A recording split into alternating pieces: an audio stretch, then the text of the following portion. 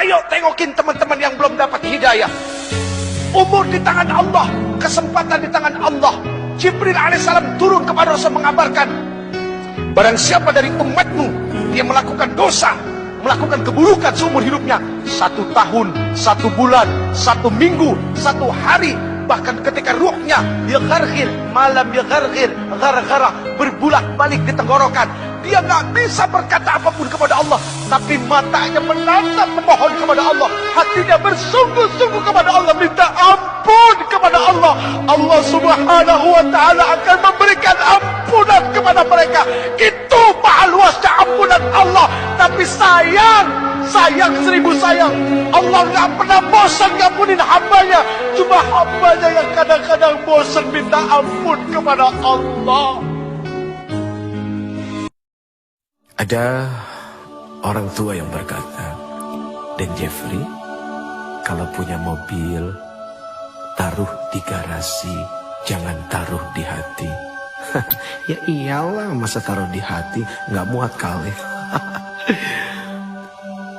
Ternyata ungkapan itu adalah lebih kepada kecintaan terhadap benda tidak masuk ke dalam hati. Suami taruh di tempatnya, jangan taruh di hati. Istri taruh di tempatnya, jangan taruh di hati.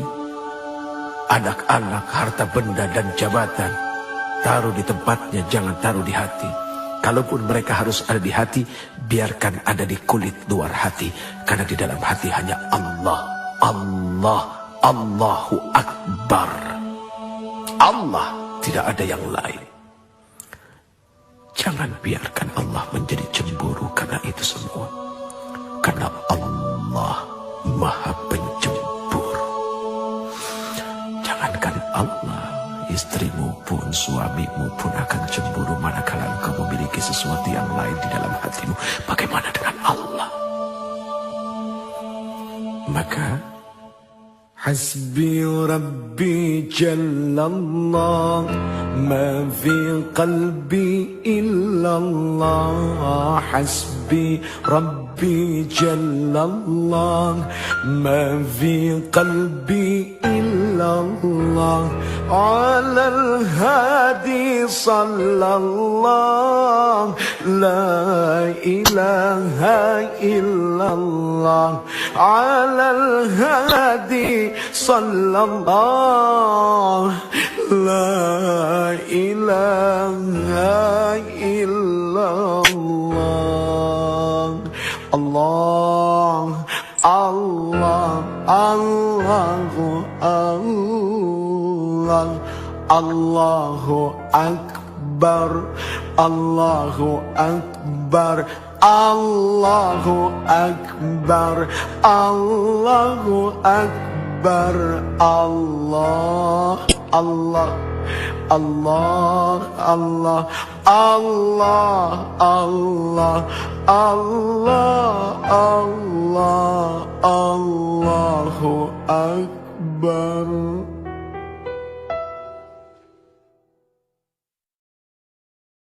Istighfar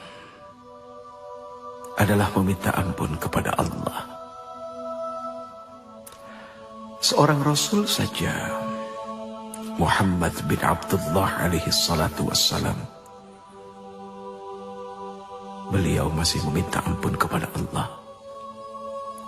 Bahkan beliau bersumpah, demi Allah, sesungguhnya aku setiap hari senantiasa beristighfar dan memohon ampun kepada Allah. Padahal sudah jelas seorang Rasul sallallahu alaihi wasallam, al-ba'thun, orang yang dijamin surganya oleh Allah, masih meminta ampun kepada Allah. Berarti jelas memohon ampun adalah wajib. Apakah kepada Rasul, kepada Nabi, kepada wali, apalagi kepada orang-orang seperti diri ini.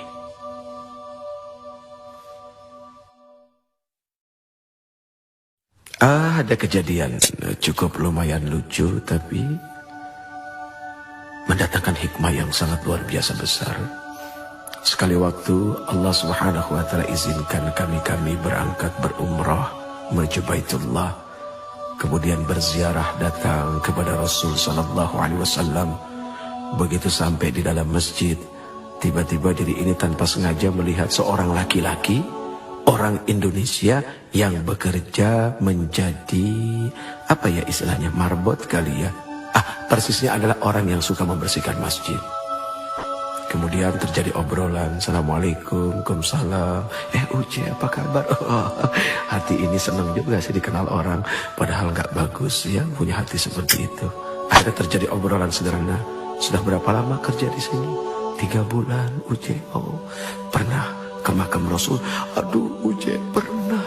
Sehari semalam saya di dalam, di dekat makam Rasul. Saya menyapu, saya membersihkan.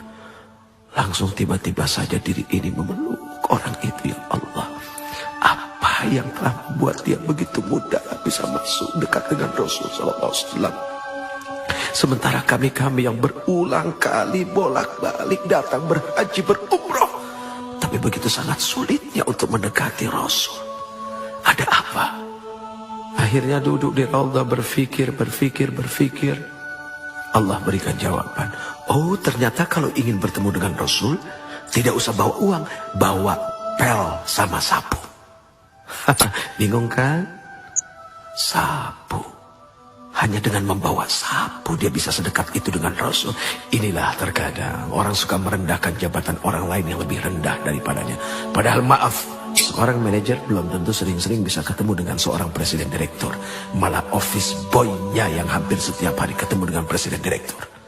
Bahkan bukan tidak mungkin seorang office boy bisa duduk di kursi presiden direktur ketika dia ngebersihin kamarnya. Ini kan subhanallah, perkara sederhana. Sapu, apa arti sapu? Sapu itu punya sifat membersihkan. Berarti bagaimana kita menyapu hati kita dari dengki, dari iri. Ternyata itulah yang membuat seseorang bisa menjadi dekat dengan Rasul.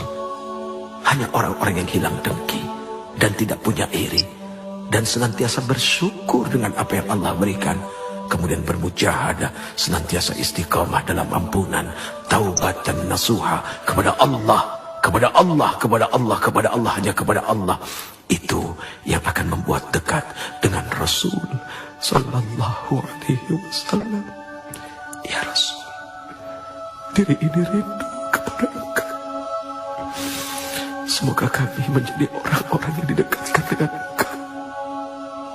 Lalu kedekatan kami kepada Engkau menjadi kedekatan kepada Allah Subhanahu wa ta'ala. Ya Allah, ampuni kami dengan segala kekotoran hati kami dan perasaan merasa paling baik daripada yang lain.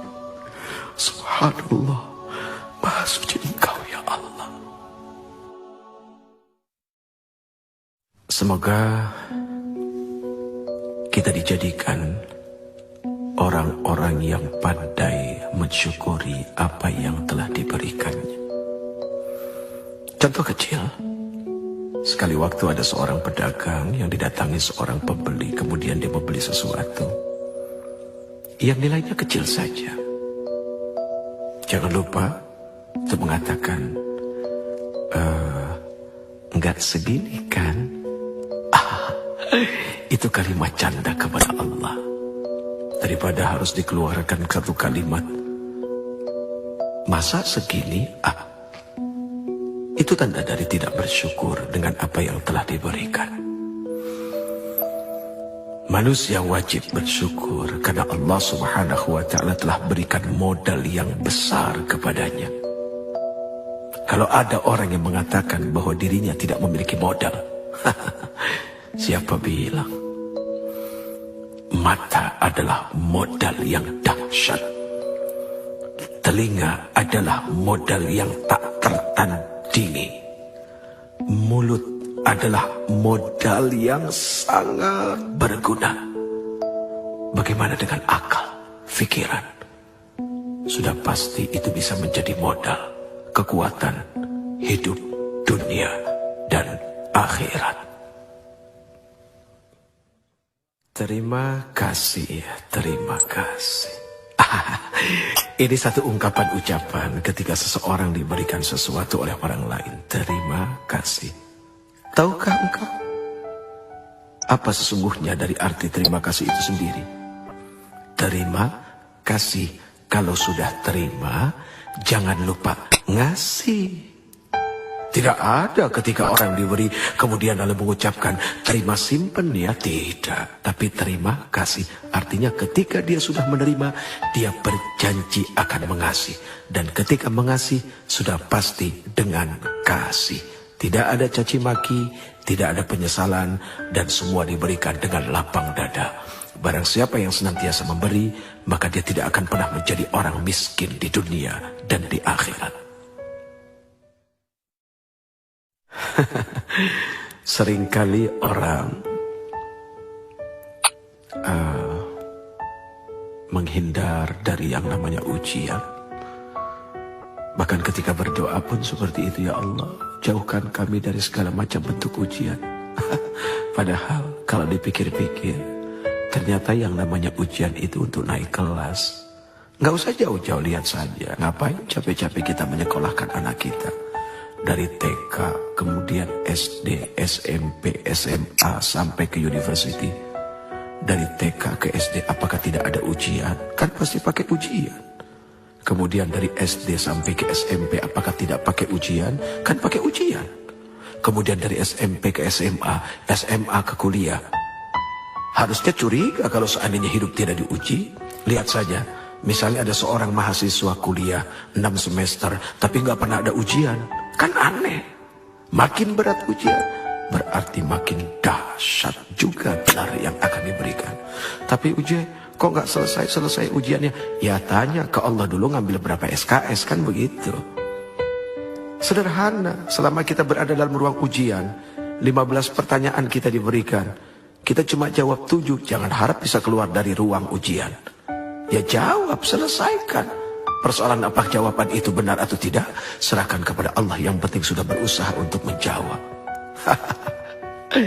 Dunia ini seperti kampus, tempat orang berdebat, tapi pada akhirnya berujung pada satu ruangan, yaitu ruangan ujian.